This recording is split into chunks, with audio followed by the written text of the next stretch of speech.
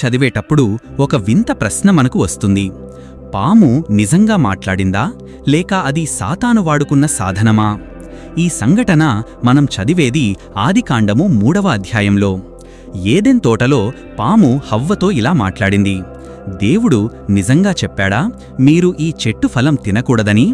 ఇది సాధారణ పాము మాటలా అనిపించదు. బైబిల్ మరొక చోట ఒక రహస్యాన్ని చెబుతుంది. ప్రకటన గ్రంథము 12:9 ప్రకారం ఆ పురాతన పాము అంటే సాతాను. అంటే ఏదెన్ తోటలో పాము ఒక సాధనం, దాని ద్వారా మాట్లాడింది సాతానే. సాతాను మొదటి అబద్ధం ఇదే: మీరు చావరు. ఆ ఒక్క అబద్ధం వల్ల పాపం ఈ ప్రపంచంలోకి వచ్చింది.